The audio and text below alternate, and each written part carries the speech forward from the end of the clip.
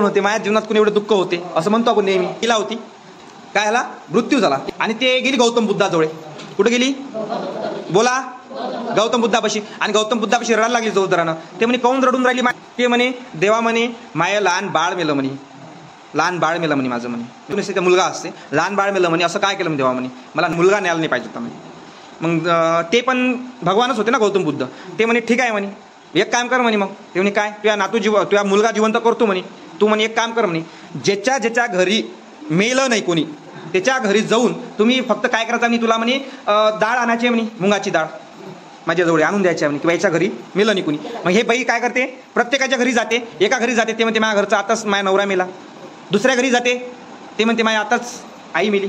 तिसऱ्या घरी जाते ती म्हणते माझ्या आत्ताच बाबा मेला.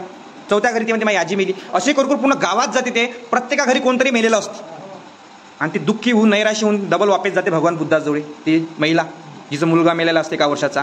मग देवा म्हणते हताश होऊन निराश होऊन जाते देवा तर मला तर भेटलीच नाही डाळ मुंगाची डाळ कारण की कोणी सर्वांची तर मेलेलं आहे. मग भगवान बुद्ध म्हणते मला तुला हेच सांगायचं होतं म्हणते की जन्म झाल्यावर माणसाचा मृत्यू काय येणारच आहे मरणारच आहे. मग ते कोणी एका वर्षानं मरण कोणी 50 वर्षानं मरण कोणी 100 वर्षानं मरण. मग हेच समजायचं आहे म्हणजे जन्म झाला की मृत्यू येणार आहे. मग हे तुझ्या मृत्यू तुला आला म्हणून तुला काय झालं दुःख झालं.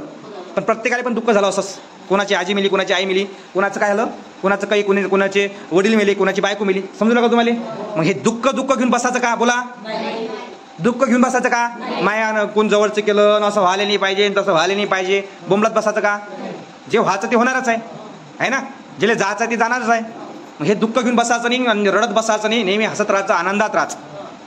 कसं चेहऱ्यावर कसं पाहिजे काय पाहिजे शिकल्या तुम्ही 7-7 दिवसात आपल्या मस्त चेहरे कसे उराले तुमचे टवटवीत आहे ना.